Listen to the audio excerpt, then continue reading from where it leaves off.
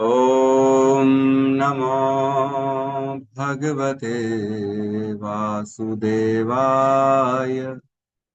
ॐ नमो भगवते वासुदेवाय। ॐ नमो भगवते वासुदेवाय। यः स्वानुभावम् अखिलं श्रुतिसारमेकम् आध्यात्मदीपम् अतितीर्षितं तमोऽन्धम् संसारिणां करुणयः पुराणगुह्यम् तं व्याससूनम् उपयामि गुरुं मुनीनां। नारायणं नमस्कृत्य नरं चैव नरोत्तमं देवीं सरस्वतीं व्यासं ततो जयमुदीरये। श्रवणतां स्वकथा कृष्ण पुण्यश्रवणकीर्तिनः हृदयन्तस्थो हि अभद्राणि विधुनोति श्रुहित सताम्। नष्टप्रायेषु अभद्रेषु नित्यं भागवत सेवया भगवती उत्तम श्लोके भक्तिर्भवति नैष्टिकी।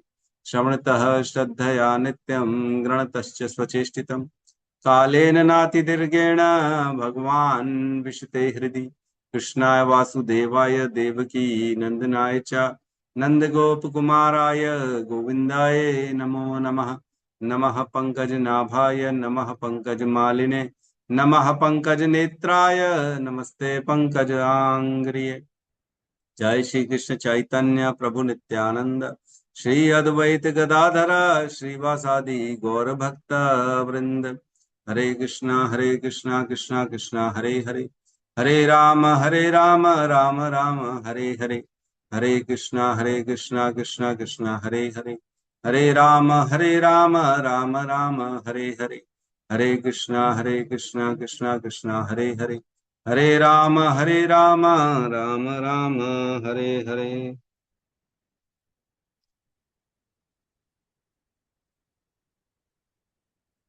हरे कृष्णा। सभी का स्वागत है प्रातःकालीन श्रीमद् भागवतम के साथ। और अभी जो प्रसंग चल रहा है कृष्ण के लीलाओं का वर्णन चल रहा है, कैसे असुरों का वध किया भगवान। आज हम दोबारा भगवान की कुछ पेंडिंग लीलाएं हैं उसको और चर्चा कर लेते हैं। कल अगले श्लोक में हम आगे बढ़ेंगे, है ना। कल जो श्लोक आएगा अगला वाला, उसमें भगवान के व्यास, वेद व्यास के अवतार का वर्णन होगा ब्रह्मा जी के द्वारा नारद जी को। और आज हम और दो चार भगवान की जो लीलाएं हैं जो सुनी ना हो, अद्भुत लीला है, जिसमें कुछ कुछ ऐसे हैं जैसे विविध वानर का वध। विविध वानर कौन थे, वानर कैसे आ गए, वानर कहाँ से आ गए वानर, तो थोड़ा प्रयास करेंगे जानने का, है ना।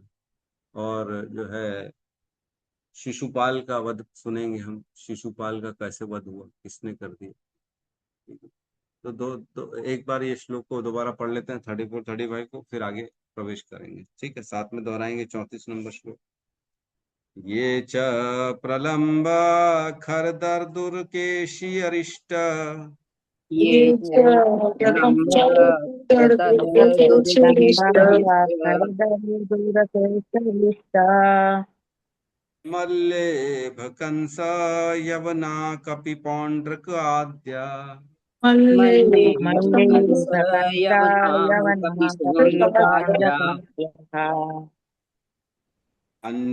च शाल्व कुज बलवल दंत वक्र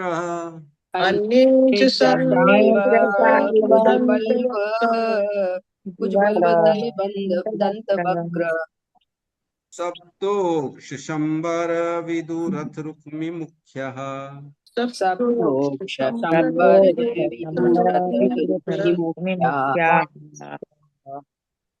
पढ़ेगा, रिपीट करेगा। याचा प्रलम्ब खर दुर दुर दुर दर दुर केशरिष्ट ये च प्रलम्बरिष्ट मल्लेभ कंस यवनाः कपि पौंड्रकाध्या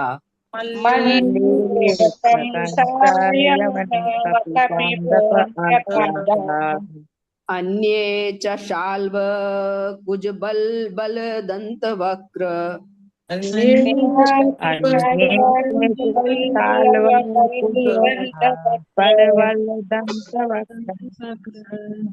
सप्तोक्ष संबर विदुरथ रुक्मि मुख्या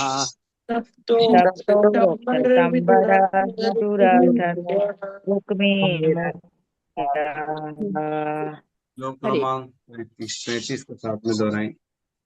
ये वा मृधे समिति शालीनात् चापा ये ये वा वामृते समिति शालीन चापा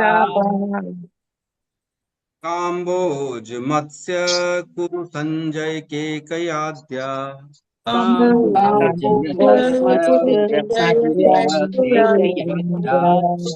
केकयज्ञा यस्यान्त्यदर्शनमलं बलपार्थ भीम दर्शनमलं बलपार्थभीमा व्याजाह्वयेन हरिणा निलयं तदीयम् व्याख्यान हरिणानिलयं तदीयम्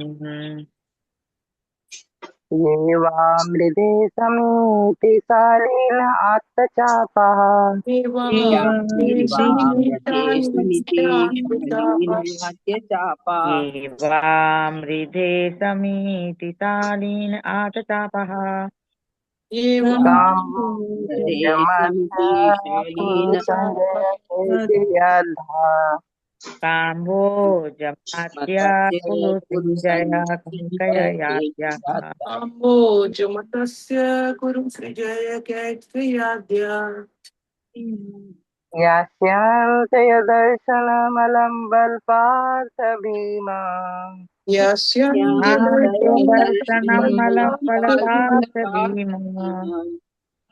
व्याजाहवेन हरिणा निलयं तदीयम् व्याजेन हरिणानिलयं तदीयम्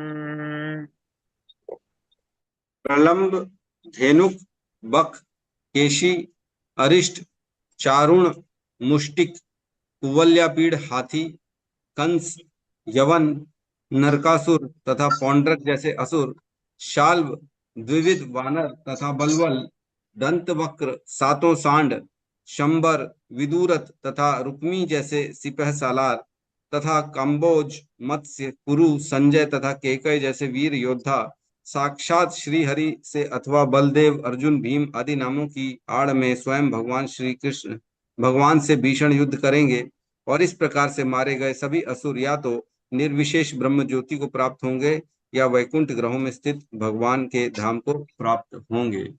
ओम अज्ञानतिमिरन्धस्य ज्ञानाञ्जन शलाकया चक्षुरुन्मिलितं येन तस्मै श्री गुरुवे नमः। श्री चैतन्य मनोभीष्टं स्थापितं येन भूतले स्वयं रूपः कदा मह्यं ददाति स्वपदान्तिकम्। वन्देऽहं श्रीगुरु श्रीयुतपदकमलं श्रीगुरून् वैष्णवांश्च श्रीरूपं सागरजातं सहगण रघुनाथान्वितं तं सजीवं साद्वैतं सावधूतं परिजन सहितं कृष्ण चैतन्य देवं श्री राधा कृष्ण पादान् सहगण ललिता श्री विशाखान्वितांश्च। हे कृष्ण करुणा सिंधु दीनबंधु जगतपते गोपेश गोपिका कांता राधा कांत नमस्तुते। तप्त कांचन गौरांगी राधे वृंदावनेश्वरी वृषभानुसुते देवी प्रणमामि हरिप्रिये। वाञ्छाकल्पतरुभ्यश्च कृपा सिन्धुभ्यैव च पतितानां पावनेभ्यो वैष्णवेभ्यो नमो नमः। नमो विष्णुपादाय कृष्णपृष्ठाय भूतले श्रीमते भक्तिवेदांत स्वामी इति नामिने। नमस्ते सारस्वते देवे गौरवाणी प्रचारिणे निर्विशेष शून्यवादी पाश्चात्य देशतारिणे। जय श्री कृष्ण चैतन्य प्रभु नित्यानंद श्री अद्वैत गदाधर श्रीवासादि गौर भक्त वृंद। हरे कृष्णा कृष्णा कृष्णा हरे हरे, हरे राम राम राम हरे हरे, हरे कृष्ण। तो असुरों की वध की इस क्रम में आगे बढ़ते हैं और चर्चा करते हैं। आज हम सबसे पहले पौंड्रक के बारे में। पौंड्रक का वध भगवान ने कैसे किया और कौन था पौंड्रक, तो इसका वर्णन आता है भागवतम के 10वें स्कंद के 66वें अध्याय में 10.66 66वें अध्याय के पहले श्लोक से लेके 21 श्लोक तक, है ना? तो 21 श्लोकों में पौंड्रक की सारा डिटेलिंग आती है। तो पौंड्रक था कौन? तो पौंड्रक जब भगवान थे उसी समय वो पौंड्रक भी एक राजा था, और वो अपने आप को भगवान बोलता था, मैं भगवान हूँ और मेरा नाम वासुदेव है। अपने जो है आर्टिफिशियल 2 हाथ लगा दिए उसने पीछे अपने, और बोलता था चतुर्भुजी मैं हूँ। ऐसे जो है चक्र वक्र भी उसमें फंसा दिया था उसने। जैसे बच्चे लोग रामलीला या उधर ड्रामे में जाते हैं ना, वेश धारण करके, कृष्ण का वेश धारण किया तो एक चक्र भी चल रहा है हाथ में, एक वो डुप्लीकेट जो है गधा वधा सब रख लिया उन्होंने। तो इस तरह से पौंड्रक जो है अपने आप को भगवान बोलता था, और वो बोलता था कृष्ण को कि तुम जो है भगवान नहीं हो, मैं ही भगवान, है ना, ऐसा बोलता था। तो पहले नंबर श्लोक से मैं अनुवाद पढ़ रहा हूँ। श्री सुखदेव गोस्वामी ने कहा, हे राजन, जब भगवान बलराम नंद के ग्राम ब्रज की मुलाकात करने गए, तब कुरु पुरुष पुरुष के राजा ने मूर्खता पूर्वक यह सोचकर कि मैं वासुदेव हूँ, भगवान श्री कृष्ण के पास अपना दूत भेजा। कहाँ का राजा था वो? ये था कुरुष, कुरुष का राजा था। पौंड्रक मूढ़ मनुष्यों की चापलूसी में आ गया, जिन्होंने उसे कहा, आप भगवान वासुदेव हो और ब्रह्मांड के स्वामी के रूप में अब इस पृथ्वी पर अवतरित हुए हो। इस तरह वह अपने आप को भगवान अच्युत मान बैठा। लोग प्रशंसा करते हैं, अरे प्रभु आप ही आप हो, सब कुछ आप ही हो, आप। तो वो लोगों की प्रशंसा में आ गया। लोग बोलते थे उसको, आप तो भगवान है, तो भगवान है। तो सचमुच में अपने आप को भगवान मानने लगे। हमारे जीवन में ऐसे ही होता है, हम लोगों की तारीफ में आ जाते हैं। लोग बोलते हैं आप कितना अच्छा बोलते हो प्रभु।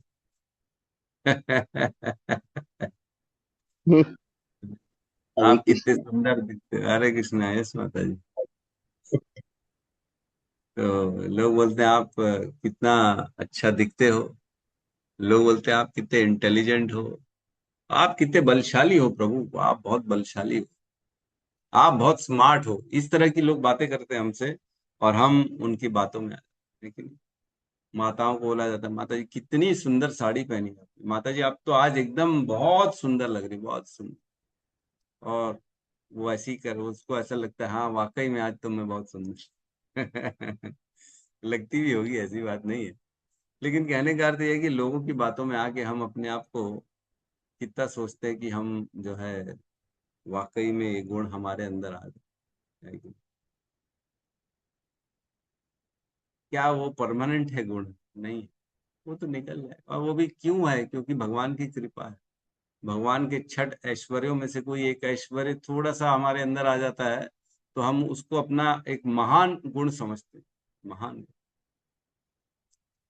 अभी मैं पढ़ रहा था कुछ दिन पहले ही, तो लता मंगेशकर का एक वो आया था, लास्ट में उसने बोला था कि मैं चाहती हूँ कि अगले जीवन में भगवान मेरे को ऐसी सुरीली आवाज ना दे।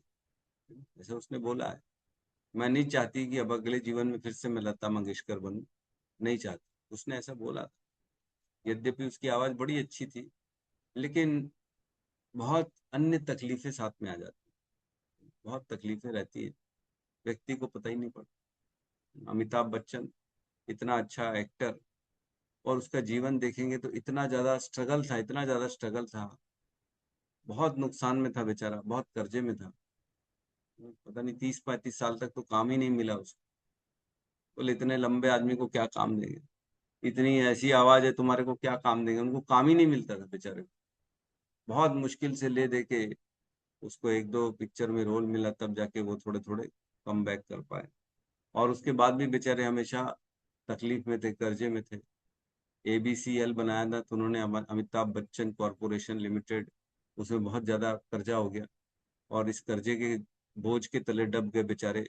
फिर मजबूरी में उनको जो है कौन बनेगा करोड़पति का होस्ट बनना पड़ा, क्योंकि और कोई काम मिल नहीं रहा था उनको। वहां पे जो प्रवेश किया उन्होंने, उसमें से जो उनको इनकम चालू हुई, उससे जाके फिर दोबारा उनका अभी बुढ़ापे में जाके वो सक्सेसफुल हो पाए और पैसे आ पाए उनको, नहीं तो तकलीफ में थे बहुत ज्यादा। तो कहने का अर्थ ये है कि हमारे पास जो है कोई बोल भी दे तो भी हमारे पास बहुत दुख है।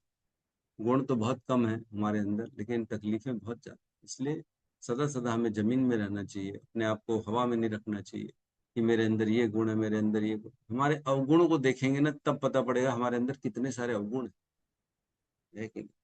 तो इसी प्रकार यहाँ पौंड्रक जो था, पौंड्रक को लोगों ने बताया कि आप ही भगवान हो, तो अपने आप को सचमुच वो भगवान मान पड़े, ऐसे करने लगे। आगे करते हैं। अतः उस मंद बुद्धि पौंड्रक ने अगाध भगवान श्री कृष्ण के पास द्वारका में एक दूत भेजा। पौंड्रक ऐसा मूढ़ बालक की तरह आचरण कर रहा था जिसे अन्य बालक राजा मान लेते हैं। जब बच्चों बच्चों में खेल हो जाता है, बच्चे खेलते हैं, एक को राजा बना देते हैं, उसको सिंहासन में बिठाते हैं, अन्य बच्चे उसकी सेवा करते हैं, तो क्या वो अपने आप को सच में राजा मान लेगा? नहीं, वो तो खेल रहे हैं। तो लेकिन पौंड्रक ऐसा बेवकूफ था बालक कि वो सच में अपने आप को राजा मान। द्वारका पहुंचने पर दूत ने कमल नेत्र भगवान श्री कृष्ण को उनकी राजसभा में उपस्थित पाया। उसने राजा का संदेश उन सर्वशक्तिमान प्रभु से कह सुना।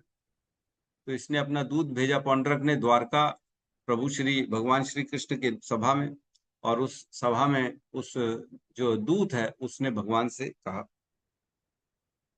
क्या संदेश भेजा उसने? मैं ही एकमात्र भगवान वासुदेव हूं और दूसरा कोई नहीं है। मैं ही इस जगत में जीवों पर दया दिखलाने के लिए अवतरित हुआ हूं, अतः तुम अपना झूठा नाम छोड़ दो। पौंड्रक भगवान कृष्ण के पास दूत भेज के बोलता है कि मैं ही वासुदेव हूँ, भगवान हूँ, मैं ही सब पे दया करने के लिए संसार में आया हूँ, इसलिए तुम अपना नाम वासुदेव छोड़ दो।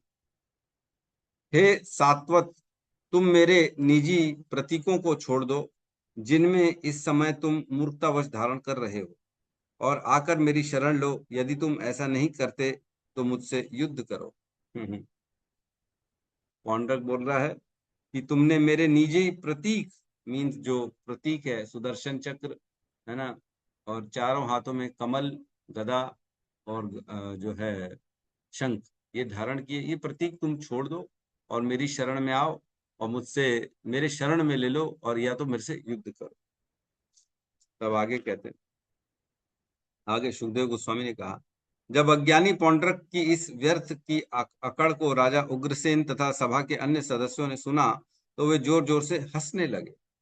तो राजा उग्रसेन राजा थे उस समय, क्योंकि उग्रसेन जो है देवकी के पिता उग्रसेन, वही चल रहे थे। भगवान श्री कृष्ण भी राजा थे, दोनों।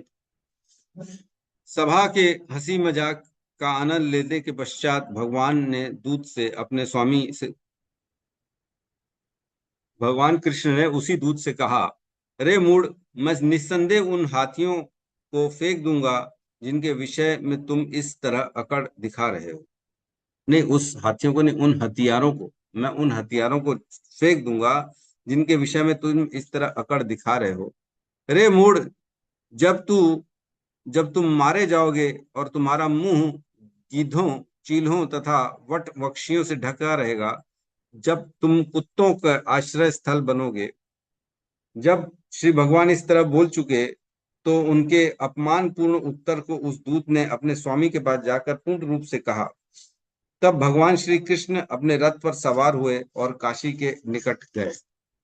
अब उसको तो भेज दिया दूत को वापस जवाब देके, और स्वयं भगवान भी, क्योंकि युद्ध के लिए ललकारा उसने, भगवान को युद्ध करना ही था, इसलिए वो युद्ध करने के लिए उसके काशी के पास पहुंचे। भगवान श्री कृष्ण द्वारा की गई युद्ध की तैयारी को देखते हुए बलशाली योद्धा पौंड्रक तुरंत ही 2 अक्षुणी सेना के साथ नगर के बाहर निकल आए। तो पौंड्रक भी आ गया भगवान से लड़ने के लिए, और उसके पास 2 अक्षुणी सेना थी, 2 अक्षुणी सेना। हे राजन, पौंड्रक का मित्र काशीराज उसके पीछे पीछे गया, और वह 3 अक्षुणी सेना सहित पीछे के रक्षकों की अगुवाई कर रहा था। भगवान श्री कृष्ण ने देखा कि पौंड्रक श्री भगवान के ही प्रतीक यथा शंख, चक्र, तलवार तथा गदा और दिखावटी शांग धनुष तथा श्रीवत्स चिन्ह भी धारण किया था। वह पाखंडी कौस्तुभ मणि भी पहने था। वह जंगली फूलों की माला से सुशोभित था और ऊपर से नीचे उत्तम पीले रेशमी वस्त्र पहने था। उसके झंडे में गरुड़ का चिन्ह था और वह मूल्यवान मुकुट तथा चमचमाते मकराकृति वाले कुंडल पहने था। तो वो जो पौंड्रक राजा था उसने पूरा का पूरा कॉपी कर लिया बेसिकली भगवान को। श्रीवत्स का चिन्ह भी ऐसे वक्ष स्थल में, छाती में उसने लगा दिया है। कुंडल पहन लिए भगवान के, जैसे भगवान के कुंडल हैं। कौस्तुभ मणि पहन ली उसने, और उन्होंने जो है झंडा भी रख लिया गरुड़ का। मुकुट भी चमचमाता हुआ भगवान के जैसे, पीले वस्त्र भगवान के जैसे, चार हाथ में अलग अलग जो है भगवान के जो शस्त्र हैं उनको धारण कर लिया। जब भगवान श्री हरि ने देखा कि राजा ने उन्हीं जैसा अपना वेश बना रखा है जिस तरह मंच पर कोई अभिनेता करता है, तो वे खूब हंसे। भगवान हंस रहे हैं उसको देख के, कृष्ण, अरे मेरा डुप्लीकेट आ गया है ना। ऐसे ही होता है ना, बड़े बड़े जैसे एक्टर अमिताभ बच्चन का भी एक डुप्लीकेट है, सेम टू सेम वैसे ही दिखता है, हाइट में थोड़ा शॉर्ट है ना, लेकिन दिखता सेम। तो ऐसे ही हमारा भी कोई ना कोई डुप्लीकेट हो सकता है हो। लेकिन मेरे को कोई तो बता रहा था, प्रभु एकदम आपके जैसे कोई दिखते हैं। मेरे को कोई बता रहा था, पता नहीं। आगे कहते हैं, भगवान श्री हरि के शत्रुओं ने उन पर त्रिशूल, गदाओं, नेचों, शक्तियों, रिष्टियों, प्रासों, तोमरों, तलवारों, कुल्हाड़ियों तथा बाणों से आक्रमण किया। किंतु भगवान श्री कृष्ण ने पौंड्रक तथा काशीराज की सेना पर भीषण वार किया, जिसमें हाथी, रथ, घोड़े तथा पैदल सम्मिलित थे। श्री भगवान ने अपनी गदा, तलवार, सुदर्शन चक्र तथा बाणों से अपने शत्रुओं को उसी तरह रौंद दिया जिस तरह युगांत में प्रलय अग्नि विविध प्रकार के प्राणियों को रौंद देती है। भीषण युद्ध हुआ, भगवान ने सबको खत्म करना चालू किया। श्री भगवान के चक्र द्वारा खंड खंड किए गए रथों, घोड़ों, हाथियों, मनुष्यों, खच्चरों तथा ऊंटों से पटा हुआ युद्ध क्षेत्र उसी तरह चमक रहा था मानो विद्वान को आनंद प्रदान करने वाली भूतपति का भयावना अखाड़ा हो। क्या है ये तो समझ में। आगे कहते हैं 19वीं। तब भगवान श्री कृष्ण ने पौंड्रक को संबोधित किया, अरे पौंड्रक, तूने अपने दूतों के माध्यम से जिन हथियारों के लिए कहलवाया था, अब मैं उन्हें तुझ पर छोड़ रहा हूँ। बोले थे ना कि छोड़ दे तू अपने हथियार को और मेरी शरण में आ जा, तो अब भगवान बोला मैं उनको तेरे ऊपर ही छोड़ रहा हूँ। रे मूढ़, अब मैं तुझसे अपना नाम छुड़वा कर रहूंगा जिसे तूने झूठे ही धारण कर रखा है। मैं तो अवश्य ही तेरी शरण ग्रहण करूंगा यदि मैं तुझसे युद्ध नहीं करना चाहूंगा। मैं तो युद्ध नहीं करूंगा तो तेरी शरण ग्रहण करूंगा, लेकिन मैं तो युद्ध कर रहा हूं। इस तरह पौंड्रक की अवहेलना करते हुए भगवान श्री कृष्ण ने अपने तेज बाणों से उसका रथ विनष्ट कर दिया। उसके पश्चात भगवान ने अपने सुदर्शन चक्र से उसका सिर उसी तरह काट दिया जिस तरह इंद्र अपने वज्र से पर्वत की चोटी को काट गिराता है। भगवान श्री कृष्ण ने अपने बाणों से काशीराज के सिर को उसके शरीर से उसी तरह काट कर उसे काशी नगरी में जा गिराया मानो वायु द्वारा फेंका गया कमल का फूल हो। तो इस तरह पौंड्रक की वध हुआ। और पौंड्रक जो था वो भगवान को ही जो है कॉपी करता था और बोलता था भगवान, मैं भगवान हूं और तुम डुप्लीकेट हो, मैं ओरिजिनल हूं और तुम डुप्लीकेट। इस तरह से बात करता था। और इसके बाद हम पढ़ते हैं रुक्मी वध पढ़ते हैं। रुक्मी, रुक्मी कौन था मालूम है किसी को? रुक्मिणी का भाई। भाई था। रुक्मिणी का भाई था, यस, रुक्मिणी का भाई। तो जब रुक्मिणी की जो है विवाह हुआ, भगवान जो है कृष्ण गए रुक्मी मैया को शादी के पहले, शादी वाले दिन ही सुबह सुबह उठा के लेके बाहर आ गए। शिशुपाल से शादी होना तय था। रुक्मी चाहता था कि मेरी बहन का विवाह शिशुपाल से हो। शिशुपाल, जरासंध सब लोग वहां पे उपस्थित थे, शादी की तैयारी कर रहे थे। लेकिन रुक्मी ने जो चिट्ठी लिखी भगवान कृष्ण को, उसमें लिखा था कि मैं सुबह सुबह जाऊंगी मंदिर मैया हमारी जो है देवी के दर्शन करने, आप वहीं से मुझे लेके चले जाना। मैं आपका इंतजार करूंगी, अगर आप नहीं लेके गए तो अपने प्राणों को मैं जो है छोड़ दूंगी, मैं सुसाइड कर दूंगी। तो भगवान आए थे, भगवान ने रुक्मी का हरण किया और सभी सेनाओं के मध्य से भगवान ने उनको चीज, जैसे गरुड़ सभी के बीच से उठा के ले जाता है, वैसी भगवान ने जो है रुक्मी मैया को सभी के बीच से उठा के लेके चले गए। और सब देखते रह गए। तब से जो रुक्मी है वो बड़ा क्रोध में रहता है। रुक्मी ने उस समय भी प्रयास किया भगवान को रोकने का, दूर तक उनका पीछा किया, उनसे युद्ध भी किया, लेकिन युद्ध में हार गया। तब रुक्मी मैया ने भगवान कृष्ण के पैर पकड़ लिए कि मेरा भाई है, इसको आप वध मत करो। तो रुक्मी को जो है भगवान ने उसका आधा सर गंजा कर दिया, आधी मूंछ काट डाली, और इस तरह से उसका जो है ना बेइज्जती करके उसको छोड़ दिया, उसका वध नहीं किया। तब से रुक्मी जो था ना गुस्से में था, और रुक्मी सदा सदा इनके लिए जो है नेगेटिव सोचता रहता था। फिर आगे चल के क्या हुआ, रुक्मी जो था, रुक्मी अपन पढ़ते हैं फिर उसमें और क्लियर हो 22 नंबर श्लोक से।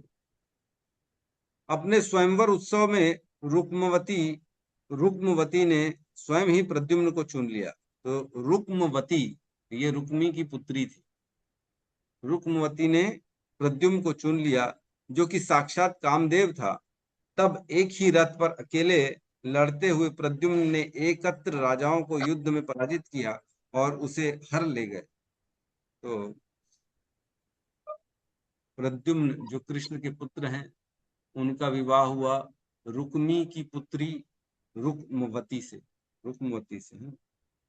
यद्यपि रुक्मी भगवान कृष्ण के प्रति अपनी शत्रुता का सदैव स्मरण रखा, क्योंकि उन्होंने उसका अपमान किया था, किंतु अपनी बहन को प्रसन्न करने के लिए उसने अपनी पुत्री का विवाह अपने भांजे के साथ होने की स्वीकृति प्रदान कर दी। अब प्रद्युम्न क्योंकि कृष्ण का पुत्र है और कृष्ण उसके जीजा हो गए, तो एक तरह से प्रद्युम्न भांजा ही हो गया, भांजा हो गया।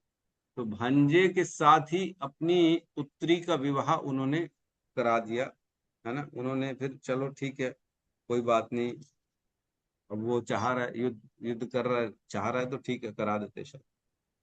हे राजन, कृतवर्मा के पुत्र बलि ने रुक्मिणी की विशाल नेत्रों वाली तरुण कन्या चारुमती से विवाह कर लिया। तो कृतवर्मा जो थे वो उन्होंने दूसरी पुत्री से विवाह कर लिया। रुक्मी ने अपनी पौत्री रोचना को अपनी कन्या के पुत्र अनिरुद्ध को दे दिया। यद्यपि भगवान श्री हरि से उसकी भयंकर शत्रुता थी, इस विवाह को अधार्मिक मानते हुए भी रुक्मी स्नेह बंधन से बंधकर अपनी बहन को प्रसन्न करने का इच्छुक। अपनी बहन को प्रसन्न करने के लिए देखो, पहले तो अपनी पुत्री दे दी, फिर अपनी पुत्री के बाद जो है पौत्री रोचना को भी दे दिया, अनिरुद्ध को, प्रद्युम्न के ही पुत्र को रोचना को दे दिया, पौत्री का भी विवाह करा दिया अनिरुद्ध से। अनिरुद्ध से वैसे तो एक और जो है विवाह अनिरुद्ध का हुआ उषा से। उषा जो नरकासुर जो है उसकी, नहीं नरकासुर नहीं, बाणासुर बाणासुर बाणासुर की पुत्री थी उषा, उससे विवाह भी हुआ अनिरुद्ध। इस प्रकार से। तो आगे कहते हैं, हे राजा, उस विवाह के उल्लासपूर्ण अवसर पर महारानी रुक्मिणी भगवान बलराम, भगवान श्री कृष्ण तथा भगवान कृष्ण के अनेक पुत्रों, जिनमें सांब तथा प्रद्युम्न मुख्य थे, भोजकट नगर गए। तो अब ये विवाह हो रहा था अनिरुद्ध का रोचना से। तब सबके सब शादी में जाते ही एंजॉय करने के लिए घर वाले गए वहां पे, रुक्मी के वहां पे उन्होंने व्यवस्था करी होगी शादी के लिए। विवाह के उपरांत कलिंग राज इत्यादि दंभी राजाओं की टोली ने रुक्मी से कहा, तुम्हें चाहिए कि बलराम को चौसर में हरा दो।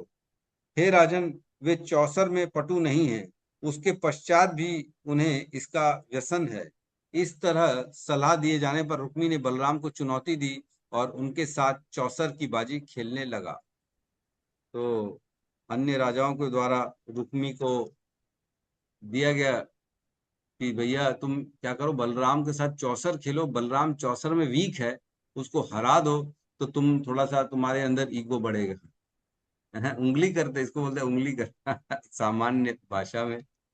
अरे जबरदस्ती बीच में जो है क्या बोले, बात का बतंगड़ बनाने के लिए उसको जो है और प्रोत्साहित कर रहे कि तुम उसके साथ चौसर खेलो। उस स्पर्धा में सर्वप्रथम भगवान बलराम ने 100 सिक्कों की बाजी स्वीकार की, उसके पश्चात 1000 की, और तब 10,000। रुक्मी ने इस पहली पारी को जीत लिया तो कलिंग राजा अपने समस्त दांत दिखाते हुए बलराम पर ठहाका मारकर हंसा। भगवान बलराम इसे सहन नहीं कर पाए। तो एक बाजी जीत गया रुक्मी, तो उसके दोस्त जो थे कलिंग राजा, वो जोर जोर से हंसने लगा और बलराम जी को ये चीज बिल्कुल पसंद नहीं है। इसके पश्चात रुक्मी ने 1 लाख सिक्कों की बाजी लगाई जिसे भगवान बलराम ने जीत लिया। किंतु रुक्मी ने यह घोषित करते हुए धमकी देना चाहा कि मैं विजेता हूं। यद्यपि वो हार गया, फिर भी वो जो है जबरदस्ती अरे मैं जीत गया कर रहा है। ऐसे ही होता है ना, कई बार बच्चे लोग हार भी जाते हैं।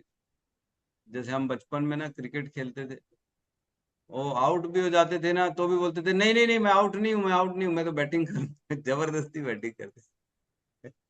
मानते ही नहीं थे। फिर 4-6 लोग आते थे समझाने, अरे भाई तू आउट है, आउट है, आउट है, आउट हो जा, out है। नहीं मानते थे, नहीं मैं तो और खेलूंगा और बैटिंग करूंगा। तो बेसिकली ऐसे ही हो रहा है यहाँ पे। जो भगवान बलराम उसको हरा दिए, फिर भी बोला नहीं नहीं नहीं, मैं जीता कर रहा हूँ।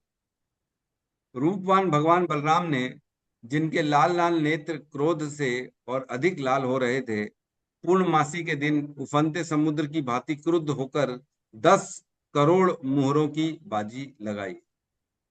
अब और क्रुद्ध हो गए जब वो ऐसे बोल रहे। अब कितने की? 10 करोड़ मुहरों की और इन्होंने बाजी लगा दी। इस शर्त को भी बलराम जी ने स्पष्ट रूप से जीत लिया, किंतु रुक्मी ने उसके पश्चात छल करके यह घोषित किया, मैं जीता हूं, यहाँ उपस्थित ये गवाह कहे जो कुछ उन्होंने देखा है। अब रुक्मी फिर झूठ बोलने लगा कि मैं जीता हूं, बताओ तुम लोगों ने देखा है ना, मैं जीता हूं कि नहीं जीता हूं, ये बलराम झूठ बोल रहा है। ऐसा करके रुक्मी बोलने लगी। तभी आकाशवाणी हुई। अब आकाशवाणी भी हुई। इस शर्त को बलराम ने न्यायपूर्वक जीता है, रुक्मी निश्चित रूप से झूठ बोल रहा है। ये आकाशवाणी हो गई उसी समय कि रुक्मी झूठ बोल रहा है और बलराम जी ने इस शर्त को जीता है और रुक्मी जो है झूठ बोल रहा है। दुष्ट राजाओं द्वारा उकसाए जाने से रुक्मी ने इस दैवी वाणी के ऊपर उपेक्षा कर दी। वस्तुतः साक्षात भाग्य रुक्मी के को प्रेरित कर रहा था, अतः उसने भगवान बलराम की इस तरह हंसी उड़ाई। अब उसने आकाशवाणी को भी झुठला दिया रुक्मी ने, और बलराम जी की हंसी उड़ाने लगा और उपेक्षा कर दी कि ये सब गलत हुआ, ये सब झूठ है। फिर आगे रुक्मी ने कहा, तुम ग्वाले तो जंगलों में घूमते रहते हो, चौसर के बारे में कुछ भी नहीं जानते। चौसर खेलना और बाण चलाना तो राजाओं का काम है, तुम जैसे ग्वालों का नहीं। अब ऊट पटांग बोलना चालू कर दिए रुक्मी। किसको? बलराम। इस प्रकार रुक्मी द्वारा अपमानित करने तथा राजाओं द्वारा उपहास किए जाने पर भगवान बलराम का क्रोध भड़क उठा। उन्होंने शुभ विवाह की सभा में ही अपनी गदा उठाई और रुक्मी को मार डाला। कलिंग का राजा जो भगवान बलराम पर हंस रहा था और जिसने अपने दांत निपोरे थे, उसने भागने का प्रयास किया, किंतु क्रुद्ध बलराम ने तेजी से उसे 10वें कदम में ही पकड़ लिया और उसके समस्त दांत तोड़ डाले। दांत तोड़ डाले भगवान। भगवान बलराम की गदा से चोट खाकर अन्य राजा भय के मारे भाग खड़े हुए। उनकी बाहें, जांघें तथा सिर टूटे थे और उनके शरीर रक्त से लथपथ थे। जो हंस रहे थे, भगवान ने सबको सबक सिखाया, सब पे गदाएं चलाई। किसी का हाथ टूटा, किसी का पैर टूटा, किसी का रक्त निकल रहा था। हे राजन, जब भगवान श्री कृष्ण का साला मार डाला गया तो उन्होंने ना तो इससे सराहा और ना ही इसका विरोध प्रकट किया, क्योंकि उन्हें भय था कि रुक्मिणी देवी या बलराम के स्नेह बंधन बिगड़ सकते हैं। अब रुक्मिणी का भाई मर गया है और रुक्मिणी के जेठ के द्वारा मर गया। जेठ ही हो गया ना बलराम जी, पति का बड़ा भाई तो जेठ कहलाएगा। तो जेठ और भाई का बड़ा गहरा संबंध है, तो इसलिए कृष्ण बेचारे चुप हो गए। ना कोई कमेंट किया, ना कुछ बोला, क्योंकि मैं बोलूंगा तो मैं फंस जाऊंगा, पत्नी मेरे को फिर बाद में चिल्लाएगी, और भाई है एक तरफ तो वो बड़ा भाई है, वो चिल्लाएगा। तो दोनों के बीच में फंसे हुए थे कृष्ण, इसलिए कुछ भी नहीं बोला, चुपचाप खड़े थे और बोले मैं बोलूंगा तो इन दोनों के बीच भी झगड़ा हो सकता है, जो कि फिर घर में प्रॉब्लम हो जाएगी। इसलिए फिर भगवान शांत रह गए और चुपचाप उन्होंने शांति बनवाई, सबको अपने अपने काम पे लगवा दिया और शादी संपन्न करा दी। तो इस प्रकार रुक्मी का वध हुआ। और रुक्मी का वध केवल क्यों हुआ? क्योंकि चौसर में वो भगवान बलराम को जो है झूठ बोल रहा था कि मैं जीता मैं जीता। भगवान को क्रोध आ गया, उन्होंने उसको मार दिया। बताओ, खेल खेल में वध हो गया रुक्मी का। ऐसा भी होता है। ठीक है, तो हम अगले प्रसंग में प्रवेश करते हैं। आज एक बड़ा सुंदर प्रसंग को लेते हैं हम, द्विविध वानर का, है ना। द्विविध वानर या सात सांड का वध भी हम ले सकते हैं। सात सांड का वध ले लेते हैं पहले, है ना। सात सांड कौन थे और भगवान ने क्यों उनको मारा?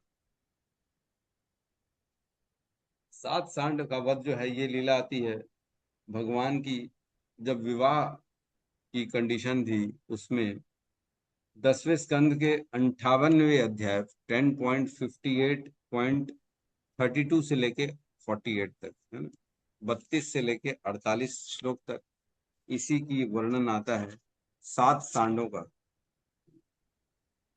बड़ा सुंदर वर्णन है।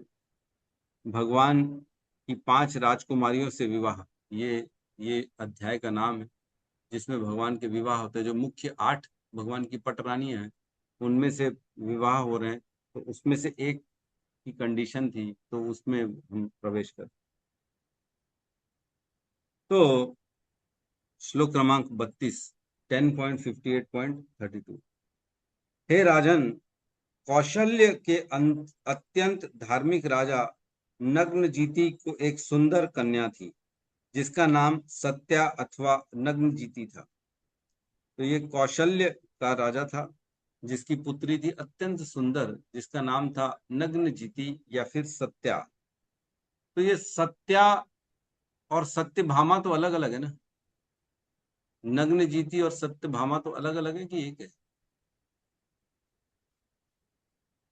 किसी को डिटेल में अच्छे से मालूम है?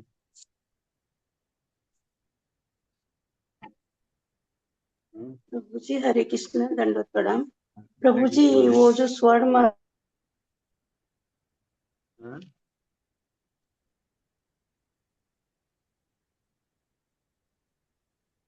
हरे कृष्ण। उनको ही सत्यभामा बोलते हैं, जो भगवान के ऊपर कौन? आरोप लगा चोरी का। हरे कृष्ण प्रभु जी, वो जो सत्या थी ना, वो नग्न जी थी, राजा जो स्वर्ण का कुछ सोने का जो रोज सोना सूर्य को दे दिया था।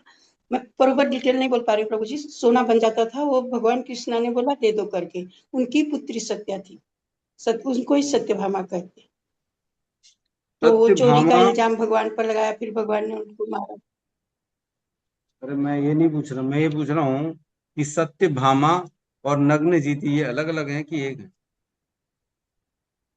उनकी हाँ? नहीं प्रभु जी। हरे कृष्ण प्रभु जी, दोनों अलग अलग है। हाँ, अलग अलग है ना। हाँ, अलग अलग है प्रभु जी, अलग। सत्यभामा अलग है और सत्या और नग्नजीती अलग अलग है। ठीक है, ठीक है, यस, अभी मेरे ठीक। सामने आगे क्लियर है, क्लियर है, ये अलग अलग सत्य है, एक नंबर। ठीक है। कृष्ण की पत्नी है ना, सत्यभामा। कृष्ण की 8 मुख्य पत्नियां हैं। मैं नाम वही मैं देख रहा था मेरे नोट्स में, मैं इधर उधर हो गया था ना, इसलिए मैं नहीं बता पा रहा था। दिख गया अभी। तो 8 मुख्य पत्नियां जो है भगवान की, वो कौन सी हैं? रुक्मिणी, सत्यभामा, जामवती और नग्नजीती, उसी का नाम सत्या भी है। और उसके बाद है कालिंदी, फिर है लक्ष्मणा, फिर है मित्रविंदा, और फिर है भद्रा। ये 8 भगवान की रानियां हैं, जिनसे उन्होंने विवाह किया, है ना। तो आप चाहें तो नोट कर सकते हैं, भगवान की जो 16,108 रानियां हैं, उसमें 16,100 तो वो हैं जिनको भगवान ने जब नरकासुर को मारा था, तो नरकासुर में किडनैप थी ये 16,100 जो है रानियां, इनके साथ भगवान ने विवाह किया था। और जो ये 8 मुख्य रानियां हैं, उनका नाम मैंने अभी आपको बताया है। रुक्मिणी, सत्यभामा, जामवती, नग्नजीती, कालिंदी, लक्ष्मणा, मित्रविंदा और भद्रा। ये है भगवान की पत्नियां। तो हम आगे इसमें आते हैं दोबारा नग्नजीती के विवाह के बारे में, जो सत्या भी जिनका नाम था, है ना।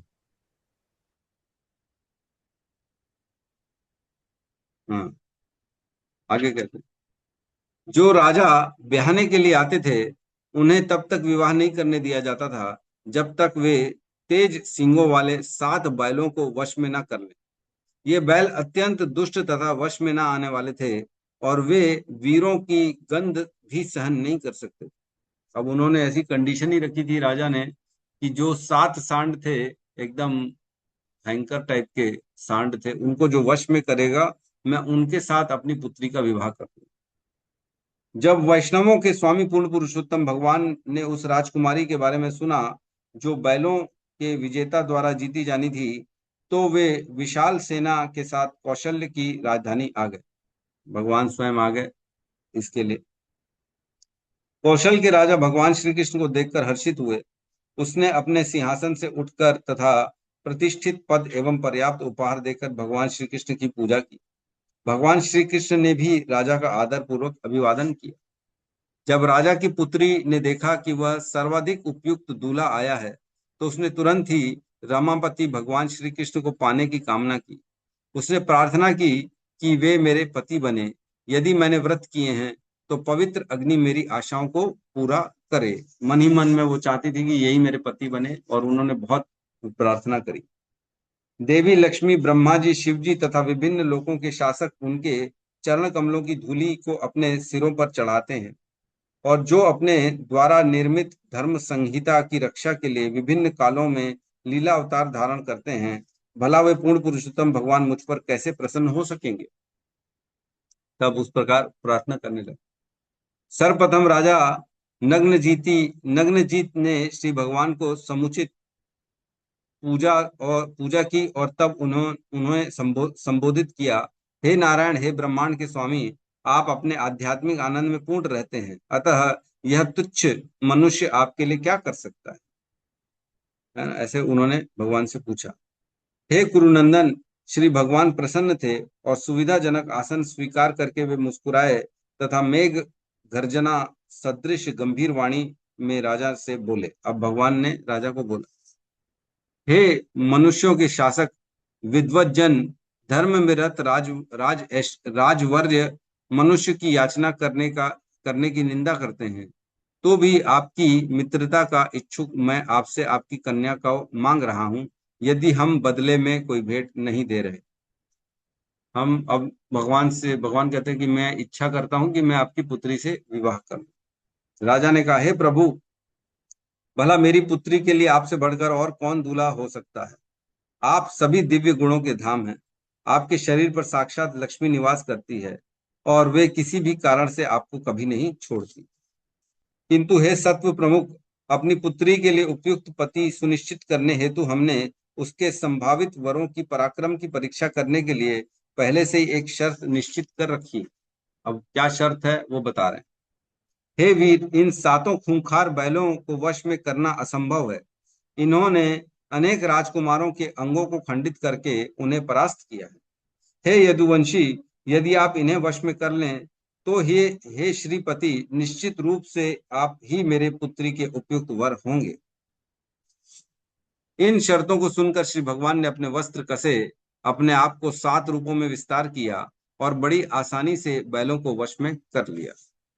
भगवान शौरी ने उन बैलों को बांध लिया जिनका घमंड तथा बल अब टूट चुका था, और उन्हें रस्सियों से इस तरह खींचा जिस तरह कोई बालक खेल में लकड़ी के बने बैलों को खिलौने की तरह खींचता है। भगवान का एक और नाम है शौरी। यहाँ लिखा, भगवान शौरी ने उन बैलों को बांध दिया।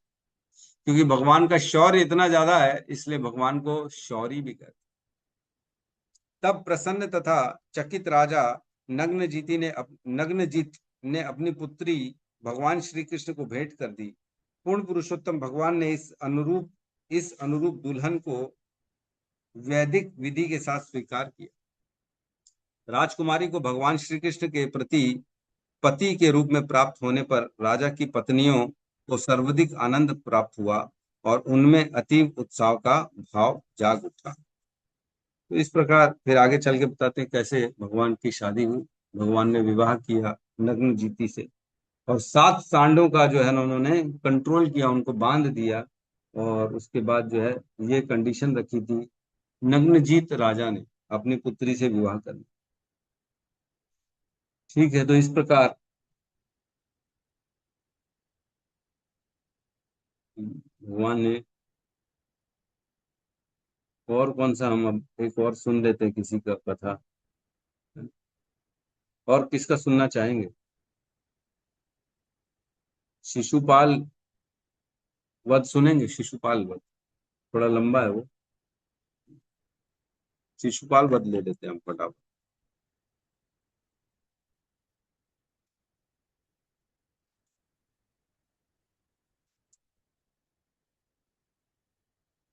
ये आता है 10वें स्कंद के 74वें अध्याय में, है ना, 10.74 के 27 से लेके 46 श्लोक में।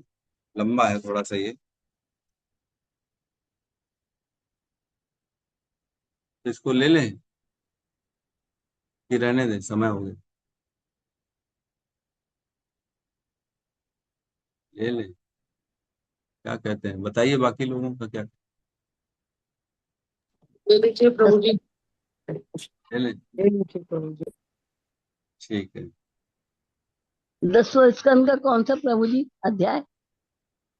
74, 74, अच्छा ठीक है। 74 अध्याय, श्लोक क्रमांक 27 से 46, 27 to 46 शिशुपाल वध है इसमें। तो बस ये आज हम कर लेंगे और इस श्लोक को यहाँ पे आज पूर्ण विराम दे देंगे, कल से हम आगे बढ़ेंगे। ठीक है, तो भगवान की लीलाओं का आज ये लगातार तीसरा दिन है। तीसरे दिन में हमने भगवान की अनेक अनेक वध लीला और अनेक असुरों का जो है कैसे भगवान ने दमन किया उसको हमने पढ़ा समझा। ठीक है, तो क्या कहते हैं 22 से नहीं 27 से 46 है ना, यहाँ के भगवान श्री कृष्ण के चरण पखारने के बाद महाराज युधिष्ठिर ने प्रसन्नता पूर्वक उस जल को अपने सिर पर छिड़का और उसके बाद अपनी पत्नी, भाइयों, अन्य पारिवारिक जनों तथा मंत्रियों के सिरों पर छिड़का। वह जल सारे संसार को पवित्र करने वाला है। जब उन्होंने पीले रेशमी वस्त्र तथा बहुमूल्य रत्न जड़ित आभूषणों की भेंट से श्री भगवान को सम्मानित किया तो राजा ने अश्रुपूरित नेत्र श्री भगवान को सीधे देख पाने में बाधक बन गए। तो अब ये चर्चा चल रही है जब पांडवों ने राजसूय यज्ञ किया था, जहां पे उन्होंने कृष्ण को सर्वश्रेष्ठ बताया था सभी सभा में कि पूज्य, सर्वप्रथम पूज्य, सबसे बड़े पूज्य, मेन पूज्य कौन है? कृष्ण ही। ये स्थापित किया था राजसूय यज्ञ में पांडव।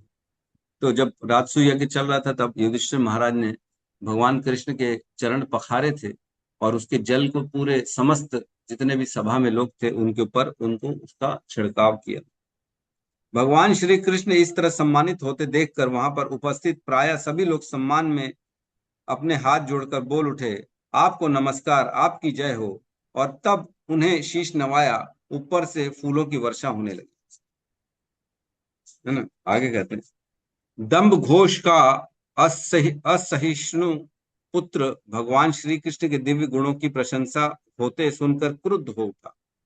वह अपने आसन से उठ खड़ा हो गया और क्रोध से अपने हाथ हिलाते हुए निर्भय होकर सारी सभा के समक्ष श्री भगवान के विरुद्ध निम्न अनुसार कटु शब्द कहने लगा। अब ये शिशुपाल जो था ये दंभ घोष का पुत्र है ना। उसने कहा, वेदों का यह कथन है कि समय ही सबका अनिवार्य नियंता है। निस्संदेह सत्य सिद्ध हुआ, क्योंकि बुद्धिमान गुरुजनों की बुद्धि एक नीरे बालक के शब्दों से अब चकरा गई है। अब कह रहे हैं सभी बुद्धिमान लोगों का बुद्धि चकरा गई है और एक साधारण बालक के प्रति वो चक्कर खा के उनकी तरफ बोल रहे हैं। हे सेना नायकों, आप लोग अच्छी तरह जानते हैं कि सम्मान किए जाने के लिए उपयुक्त पात्र कौन है। अतः आप लोग इस बालक के वचनों की परवाह न करें जब वह यह दावा कर रहा है कि श्री कृष्ण पूजा के योग्य है। आप लोग इस सभा के सर्वाधिक उन्नत सदस्यों को परम सत्य के प्रति समर्पित, तपस्या की शक्ति, दैवी अंतर्दृष्टि तथा कठोर व्रत में लगे रहने वाले, ज्ञान से पवित्र हुए तथा ब्राह्मणों के शासकों द्वारा भी पूजित सर्वोच्च ऋषियों को कैसे छोड़ सकते हैं। यह ग्वाला जो कि अपने कुल के लिए कलंक है, आप लोगों की पूजा के योग्य कैसे हो सकता है? क्या कौवा पवित्र प्रसाद का खीर खाने का पात्र बन सकता है? अब ये सब बोलने लगा शिशुपाल भगवान के लिए।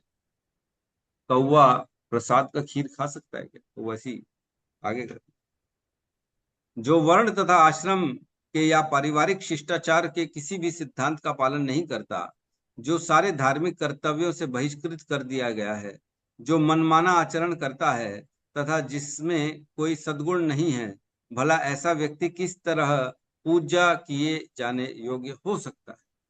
अब शिशुपाल भगवान पर कटाक्ष कर रहे हैं और कह रहे हैं, आगे कह रहे हैं, ययाति ने इन यादवों के कुल को शाप दिया है, तभी से ये लोग ईमानदार व्यक्तियों द्वारा बहिष्कृत किए गए हैं और इन्हें सुरापान की लत पड़ी है। तब भला कृष्ण पूजा के योग्य कैसे हैं?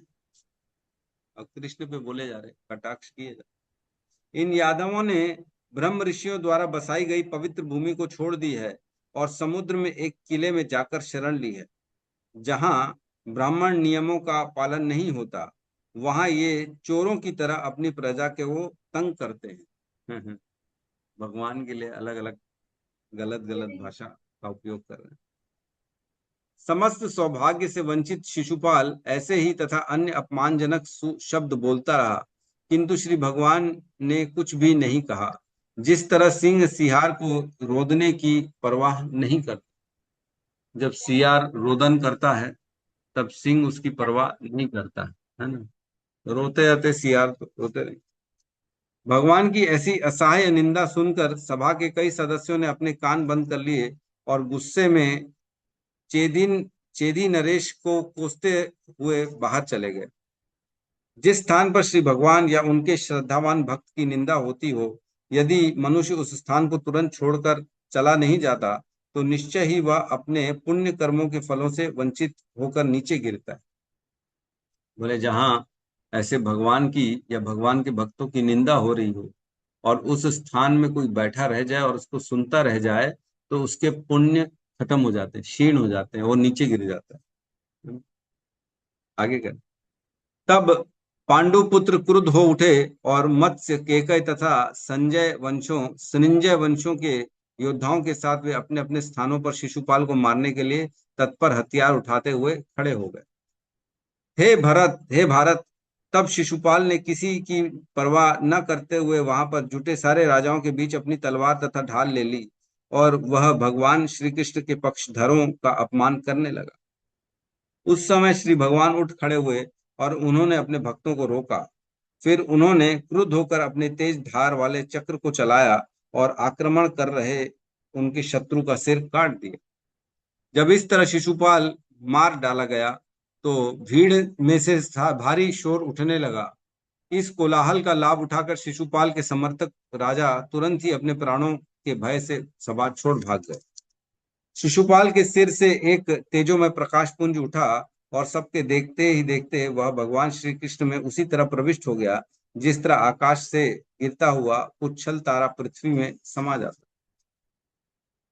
तो 3 जन्मों से भगवान श्री कृष्ण के प्रति द्वेष में अभिवृद्धि से शिशुपाल को श्री भगवान का दिव्य रूप प्राप्त हुआ।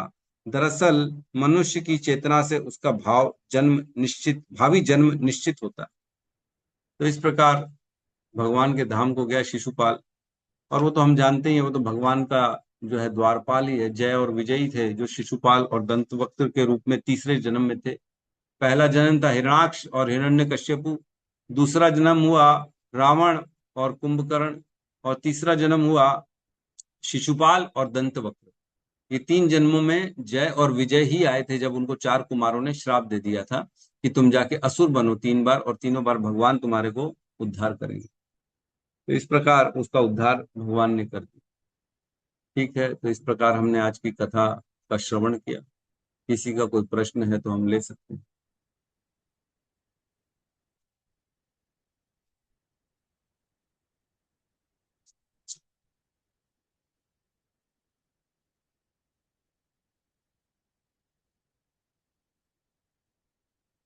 ठीक है, किसी का कोई प्रश्न नहीं है। हरे कृष्ण प्रभु जी। हरे कृष्णा। दंडवत प्रणाम। प्रभु जी जय हाँ। विजय के जो 3 जन्म है वो जरा से एक बार फिर से रिपीट करिए प्रभु जी। जय विजय के 3 जन्म असुरों के रूप में हुए। पहला जन्म हुआ हिरणाक्ष और हिरण्यकश्यपु, दोनों भाई थे, है ना। दिति माता के पुत्र के रूप में असुर आए। और दूसरे जन्म में हुआ उनका रावण और कुंभकर्ण, है ना, केकसी के पुत्र के रूप में। केकसी थी इनकी माँ, और पिता थे राजा ऋषि विशर्वा। विशर्वा जो उनके पिता थे। और तीसरा जन्म हुआ शिशुपाल और दंतवक्र के रूप में, जिनका उद्धार कृष्ण ने किया। 3 योनियां उनको मिली थी, 3 जन्म में बोले महान असुर बन के आएंगे और भगवान द्वारा उनका उद्धार हो। ठीक है। यह अनामिका माता जी कहिए। हरे कृष्णा प्रभु जी, दंडवत प्रणाम। हम्म। प्रभु जी मुझे पूछना था कि चैतन्य महाप्रभु के और कितने नाम हैं? चैतन्य महाप्रभु के कितने नाम हैं बताइए भाई साहब। निमाई पंडित नाम है उनका, है ना। विश्वम्भर, निमाई विशंबर। हाँ, जी, विशंबर तो गौरांग उनके जन्म के समय का गौरांग नाम है। गौरांग, गौरांग गौरांग महाप्रभु। गौरंग महाप्रभु। और सची सुत, सची हाँ, सुत भी नाम है। सची सुत नंदन जी। इस तरह के और कौन कौन सा नाम है? और किसी को कोई नाम याद आ रहा है चैतन्य महाप्रभु का? माता जी यही नामों से उनको जाना जाता है basically. Thank you Prabhu ji. Hare Krishna. Hare Krishna. Thank you. Gauranga ठीक है। गौरंग नाम लिखा प्रभु जी, गौरंग। गौरांग, हाँ गौरांग बोलते थे क्योंकि गोरा अंग था ना उनका, गौरांग, जी है ना। जी हाँ, गौरंग। चैतन्य महाप्रभु।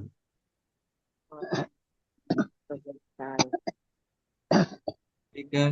तो यहाँ पे हम क्लास को आज विराम देते हैं, है ना। सभी मिलके भगवान का जो है हरे महामंत्र का कृष्ण। उच्चारण करें। प्रभु जी गौर हरि और गौरा भी बोलते हैं उनको ना। गौर गौरा, हाँ, गोपाल, गौर गौर गोपाल और गौर चंद्र, हरि जी। गौर हरि, गौरा, गौर सुंदर, ये और सब भी मिलता है सुंदर, भजन में। और हरि, गौर यस ये सब सुंदर। बोलते हैं। नवदीप में भी कुछ उनका नाम मिलता है, नवदीप चंद चांद या कुछ करके। नवदीप बिहारी, है ना। हाँ, और और महाप्रभु के नाम से भी बोलते हैं, सचिनंदन महाप्रभु। हाँ, विष्णु महाप्रभु प्रिया उनको भी भी, बोलते थे। विष्णु प्रिया। विष्णु प्रिया, लक्ष्मी हाँ, प्रिया, दोनों पत्नियां थी उनकी, विष्णु प्रिया लक्ष्मी प्रिया, दोनों को नाम से भी जोड़ा जाता है। और उनके पिता नाम जगन्नाथ मिश्र उनके पिता थे। तो पतित पावन भी कहते हैं उनको, पतित पावन गौर हरि, है ना। ये सब भगवान के नाम है। तो क्या बोले, तो सभी जानते हैं। ठीक है। आज कौन सा गुरुवार हो गया ना, कल शुक्रवार है। कल की कक्षा लेंगे, परसों की कक्षा मैं नहीं लूंगा। परसों शनिवार, रविवार, सोमवार की कक्षा जो है हमारे कोई ना कोई प्रतिनिधि ले लेंगे और रिवीजन कराएंगे। ठीक है। तो कल हम कक्षा में कृष्ण जी। प्रभु, मैं मतलब 6-7 दिन की छुट्टी नहीं ले रही हूँ, क्लास अरे में वाह, क्यों, कहाँ जा रहे हैं? शादी है 2 लगातार बाहर जाना। अच्छा, अच्छा। हरे हरे कृष्णा, कृष्णा हरे हरे कृष्णा, कृष्णा, कृष्णा हरे कृष्णा, हरे हरे, कृष्णा, कृष्णा राम कृष्णा, हरे राम, हरे राम राम, राम, हरे हरे। हरे राम, राम राम, हरे हरे। ग्रंथराज श्रीमद् भागवतम की जय। समस्त भक्त वृंद की जय। जगत गुरु शील प्रभुपाद की जय। जय गौर प्रेमानंदे, हरि हरि हरि बोल। हरि बोल। हरे कृष्णा थैंक प्रभु, यू दंडवत प्रभु जी। प्रणाम। बहुत बहुत धन्यवाद प्रभु जी आपका। हरे कृष्णा। हरे कृष्णा हरे प्रभु। हरे हरे कृष्णा, हरे हरे कृष्णा। कृष्णा। प्रभु जी धन्यवाद प्रभु जी, बहुत बहुत। डाला